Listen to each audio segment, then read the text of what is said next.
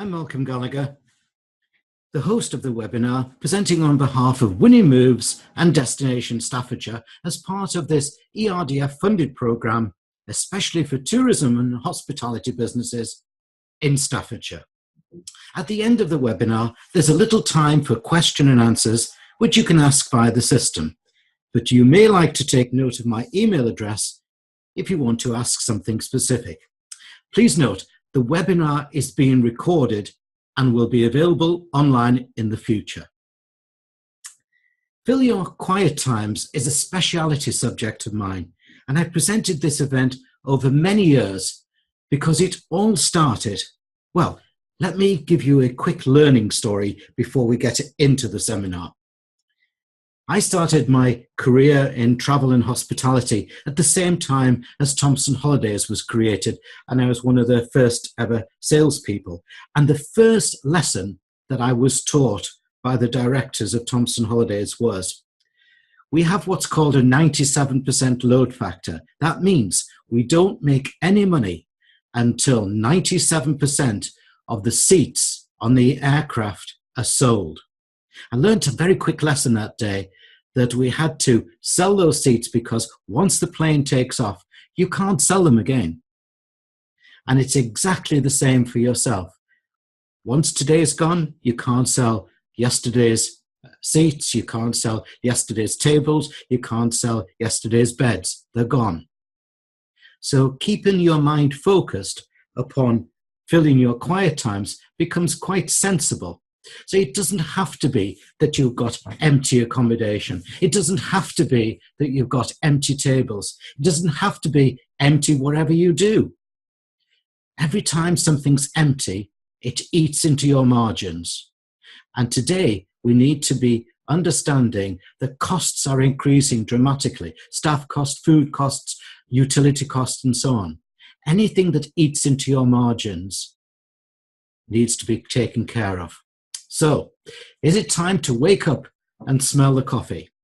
Hopefully, in this webinar, I'm going to give you some fresh brew thinking about how you can fill your quiet times. What you'll achieve by the end is to see the need to focus upon not taking it for granted that your quiet times have been completed, but something to do about it. Get some ideas from me and take some action. So let's look at what's called traffic light timings. There are three types of business across the year. You get the easy fill time, where you're quite full and you need little or no marketing. And what perplexes me there is why so many people spend so much money on the marketing when they will be full. There's the soft time, when the sales are okay, but higher sales could be possible. Fill in those last few beds. And then there's the quiet time when you need the business. All too often, though, businesses say, oh, there's nothing we can do about it. Yes, you can do something about it, as I've proven many times over the years. Action planning. When it's the easy time, the fill time, don't spend all your money on marketing, because what you can do is just do excellent service and good follow-up from previous customers. When it's the soft time, when it's just a few more beds or just a few more tables to sell, then you need to understand about systematic selling. And we can help you with that on the Winning Moves Destination Staffordshire programme. But it's the quiet time where you really need to think. Far too many people think, well, if I just do a little bit more of the same marketing, which is filling my peak season, then I'll fill my quieter season. No, it doesn't work like that. You've really got to start to do some harder work on searching out what's called niches and segments to make it work for you in the quiet times. So the first job that you need to do, and this is a bit of an eye-opener at times, is to look through your bookings for this previous year and also looking forward and see where the quiet times were, where the full times were resided, and where you could have just done a little bit extra to fill those amber times, just a little bit extra selling. Now, it's finding out those empty times that is the salutary lesson. And I'd like you to start thinking, what would have happened to me? How would it have benefited if I'd filled those beds, those tables in the quiet times? Let's get a target. Let's get a focus on what we can achieve by focusing upon filling the quiet times. Now, there are two things we need to do. One is what's identify niches, and I'll come back to that one in a minute. And the other is to look at how we could segment the market. And segmenting means grouping customers with similar needs. Not all your customers, your guests, your visitors want the same things. Some are there for quiet time, some are there to explore, some are there for adventure. And you need to tailor your messages to those particular segments. So, for example, one area that I believe is great for Staffordshire and great for other parts of the UK, but particularly Staffordshire, is the niche of the grey market. I call them the woofs, or the well-off older folks. And they're to do with the baby boomers. These are the people born after the Second World War who are fairly comfortable. They bought their house at an early time. They're not as pressured as today's younger families. However, let's not ignore the families who also find many attractions within the exciting county of Staffordshire. And I'm not just talking about our theme parks, but also places like Monkey Forest. Then there's the young couples who are looking for that breakaway, that experience together, that romance together. And don't forget, there are niches such as the spouse traveling with the husband or wife on business travel.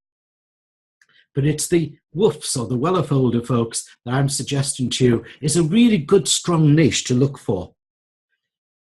The woofs in the UK, for the next 10 years, every 28 seconds, someone becomes 50. So it's quite an exciting opportunity. Now, the thing is, you need to understand this particular market and what they're looking for.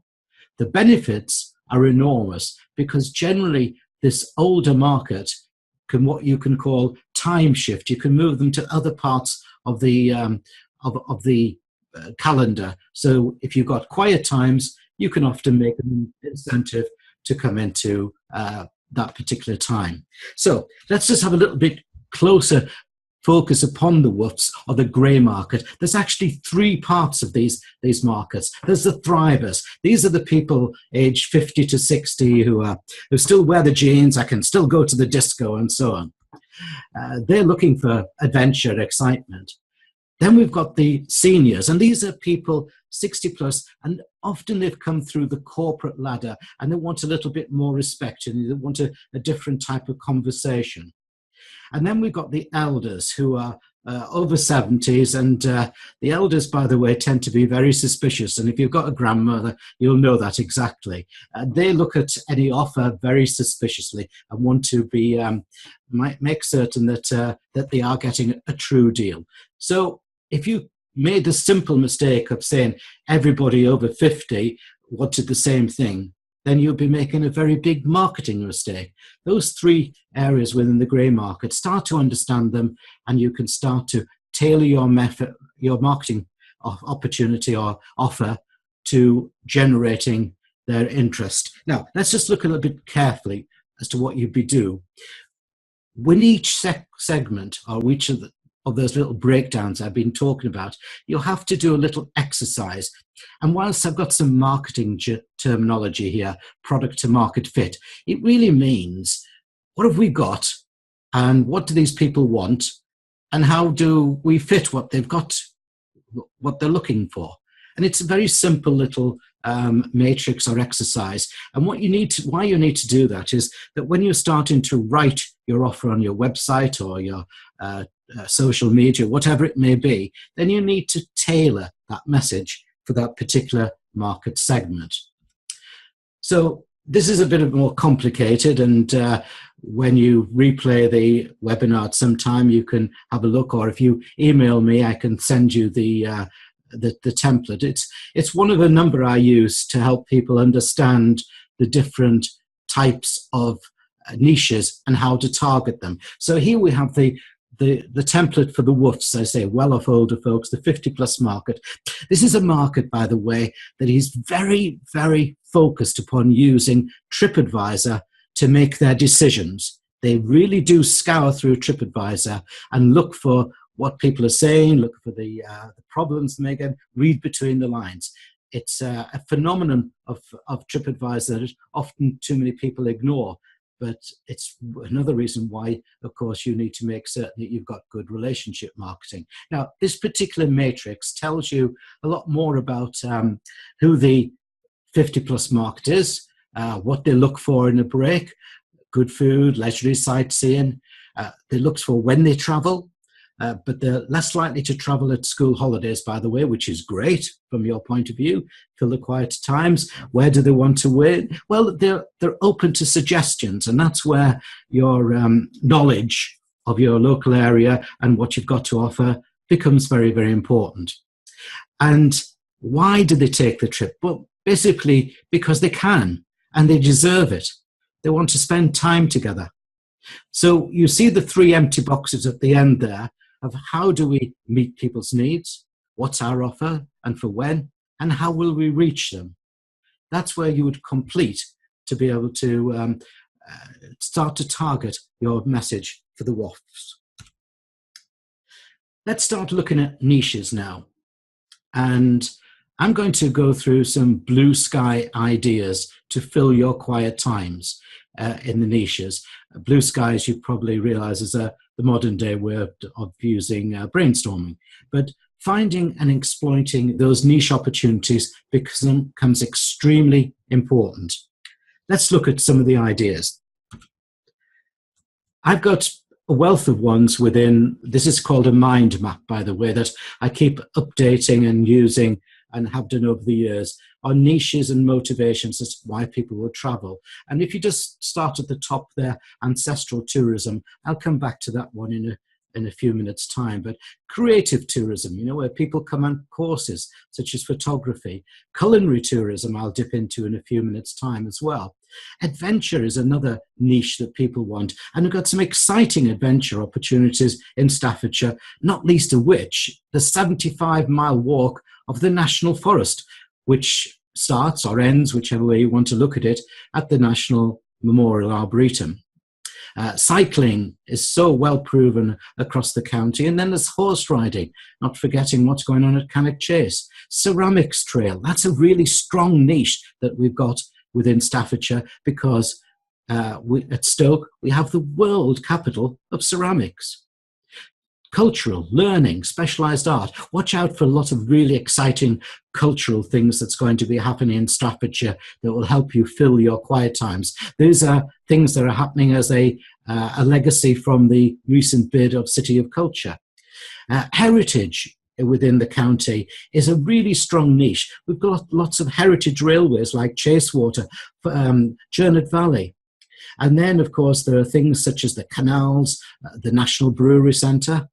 Moving around a little bit more, niches start to occur with things like VFR, visit friends and relatives. Again, another market that is really easy to tackle because you can tackle it locally with people these days haven't got the size of houses to be able to accommodate people visiting them. So they look for accommodation to put those people into. And every time somebody comes to visit on a VFR, they always eat out. Another big opportunity.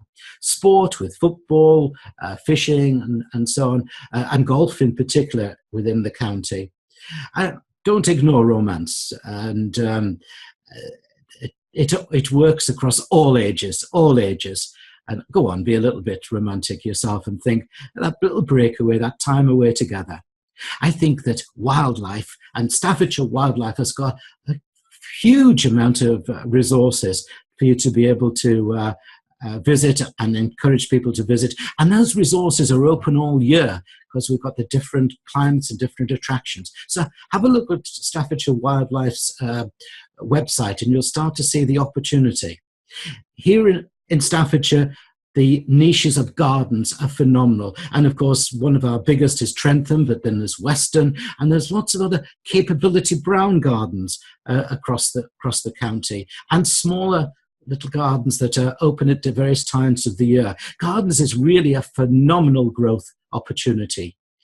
And increasingly what we're finding is those people who are very go-ahead within the county are looking at how they can offer something premium, so by appointment, something that's extra that people can't normally get into, that can give that little bit of extra excitement or niche. And finally, one area to think about on niches is what I call hubbing. And this is where you give people ideas, should we say 48 hours in Stoke, 48 hours in Lichfield, and you give them ideas as to how to spend those 48 hours. It works very successfully in newspapers, so why can't it work very successfully for you, particularly on your website, to fill your quiet times at any time of the year? Let's have a little dip into now some of those other niches a bit closer. Ancestral tourism is one that is my specialist area, and I've presented a number of workshops across the county in Staffordshire, working with archives and heritage, and talking about the tremendous opportunity there is within ancestral tourism. You might see it's now promoted as genealogy tourism, but it is extremely good business, and it often is either side of the peak times. We term it as discover your roots. Looking at that, the business case for it is that it's a growth as a hobby. You've probably been encountered with things like ancestral tourism, ancestral.uk, plenty of website opportunities there, and the TV influence of the program Who Do You Think You Are has generated a fantastic desire for people to trace their ancestry. And once they start, by the way, they go deeper and deeper and they come back. I was talking to one gentleman recently in Staffordshire who just come back 3 times in that 1 year to discover a little bit more of his ancestry. And don't forget, as we've discovered as well, there's a wider meaning, such as dress, jobs, lifestyle. People going to, for example, to Shugborough to find out where people worked within the stately home there. There's different types of exploration that people get. And generally, people will come off-season and they will come back again. So ancestral tourism becomes extremely good opportunity. It's a motivation because most of us have got a sense of home that's important to us.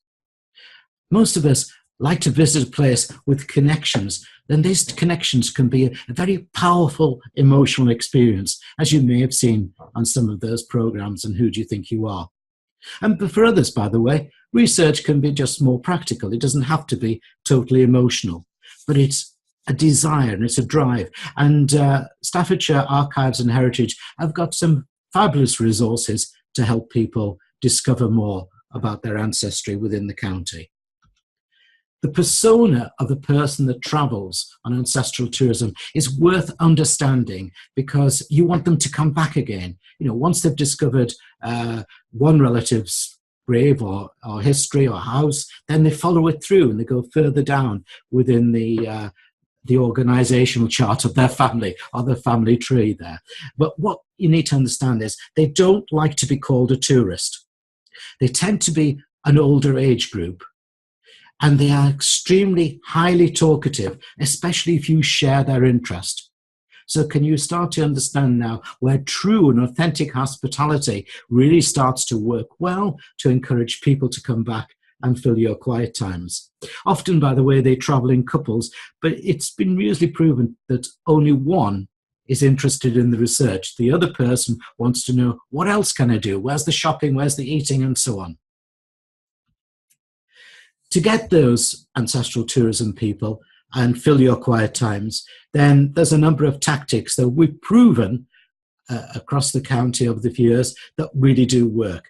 Have a landing page on your website just for ancestral tourism, for discovering your roots, so that people, when you're putting your copy or your PR or anything there, you're actually putting that landing page URL into the copy so people go direct to the landing page and they're more focused upon what you've got to offer.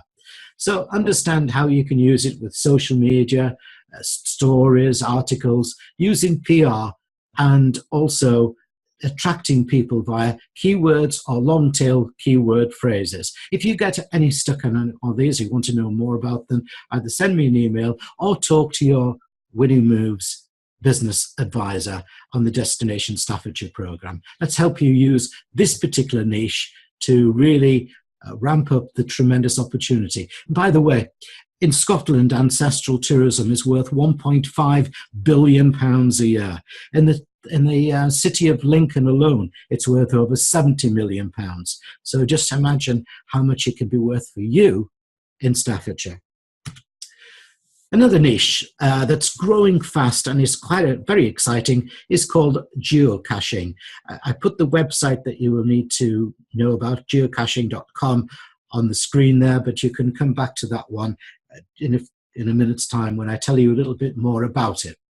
Because geocaching is a family activity. It can be for one person or just a couple, but often it's a family activity because it's modern day treasure hunting using GPS, and that can be our smartphone, as you can see in the picture, taking you on a hunt for what's called a cache. And the person with the hands in the picture there are holding the cache, which is often just a little metal canister in a secret little hideaway, and you open the canister, put your initial into there when you found it, and then you log back onto geocaching.com the fact that you've found that canister and you've discovered the cache. It's a very family-friendly hobby, very exciting. Now, caches are hidden, pardon me, all over the country. Some are easy to find and some are difficult. I was talking to one gentleman the other week in a market town here, and I said to him, where have you come from, what you're doing? He said, I've come up from York and I'm having a geocaching weekend because here in this part of, well, I was in Northumberland at the time, this part, there's over 90 different trails to follow. So it really is a great way of you promoting a very different family-friendly hobby. What you need to do is to go to geocaching.com and you'll learn a lot more about it. You'll also find that people like the National Trust are promoting it very, very strongly. And I saw the other day a really good understanding of what it's all about on AXA, which, as you know, is the insurance company website, talking about things you can do together. So geocaching.com. Let's look at another niche, and this one I think is one that Staffordshire has a tremendous opportunity. Visit to Remember, VTR 100 is what I've termed this niche, because in November of 2018 is the 100 celebrations at the end of the First World War. And across the county, and particularly though at National Memorial Arboretum, will be some very poignant events. And after that, we'll then start to remember lots of other memories, because after the end of the First World War, lots of monuments were built, such as you can see on the screen there, the Frank Nicholson Monument in Leek. And people love to visit these, and they love to discover what happened within their relatives and what the memories are there. So it's not a situation where we think we want to be promoting it in a typical holiday fashion, but so what we're doing is more commemorative. And I've coined the phrase, as I say there, VTR, Visit to Remember 100. And already in certain parts of Staffordshire, those people I've been working with on behalf of Winning Moves and Destination Staffordshire have started putting little packages together, different ways of offering for people to stay. And remember, this is November, which is a great time that you want to fill those quiet times and that. And either side of it, or in particular, they're starting to put packages, and it really is working for them. So it's a once in a lifetime, obviously, opportunity. Just remember that Staffordshire is certainly these days, because of the excellent work done by NMA, the focus across the UK. Now, culinary tourism is another niche that is really exciting and well worth exploring. And what it is pursuit of unique and memorable eating and drinking experiences. It's not the same as agritourism, where people go to visit farm shops or cheese shops. Culinary tourism is where they go for the actual memorable eating experience and drinking. And of course, we've got some very fine breweries and craft ale breweries across the county, as well as some great eating places. But just note this. Some of the key elements and why you should think about culinary tourism is that 100% of tourists dine out. It's a good chance to know local food, and the Taste of Staffordshire initiatives have been exciting to be able to develop and help people see what is on offer across the county. Culinary tourism is actually one of the top 3 favourite activities of tourists. And all tourists within culinary tourism are real explorers. They want to go and find that new different experience. And on the left-hand side, at the very bottom there, I think that's a really good incentive. You'll always get a bigger bill, they spend more. But to the right at the top there is this thing that I'm really trying to focus upon and helping you fill your quiet times. Culinary tourism is an all year round activity. The exciting thing is it speaks to all the 5 senses that we've got. So it really is experiential. And it's a reachable market, because you can talk within your website, social media, and so on there, and people are always interested in food and drink. You only need to look at what's on the various TV and programs and radio these days as well, and into the booklets, and it's constantly focused upon food and drink. It's an exciting market opportunity, and in Staffordshire you have an exceptional opportunity. By the way, it appeals to all ages as well. So what can we do about, we've been filling our quiet times? Well, here's my proposed takeaway action for you. First of all, and it's a bit of a hard work, this one, by the way, identify and list your traffic light periods. So find out those times when you were quiet and put a value on them. Everybody focuses upon, I sold 70% of my rooms, but they forget about the 30%, the value of the 30% that were unsold. So put some sort of value on them, because what we want to do is to get some gain from making the effort to fill the quiet times. So set some sales targets for soft and quiet. You won't completely fill your quiet the first time down there, but over a couple of years, if you keep monitoring it and seeing how it's bringing in extra revenue, in many cases by using niches, that extra revenue can be bonus revenue, even bigger than normal types of revenue. Take your time to identify, shall we say, just 2 niches to start with, whether it's ancestral tourism or whether you seize the opportunity on VTR. Just start up with 2, and then you can build that up again as you go through there. Really come back to determining why you're going to do it. What will be the financial gain? And that's not just helping you protect your margins and keep ahead on costs, but also moving your business forward there. And then when you've got that in place, then you can start some marketing. And if you need help, then please contact Winning Moves, our Destination Staffordshire, to see, or your business advisor, if you've already got one on the program, to see how we can all start to help you capitalize on this exceptional opportunity. So thank you very much indeed for tuning in to this way to fill your quiet times. The program will be available because it's been recorded. It will be available at a later time. But if you'd like to ask any particular questions regarding the program or regarding this particular webinar on Fill Your Quiet Times, then you can see on the screen my email address, malcolmg@winningmoves.com. And I'll see you soon on another webinar.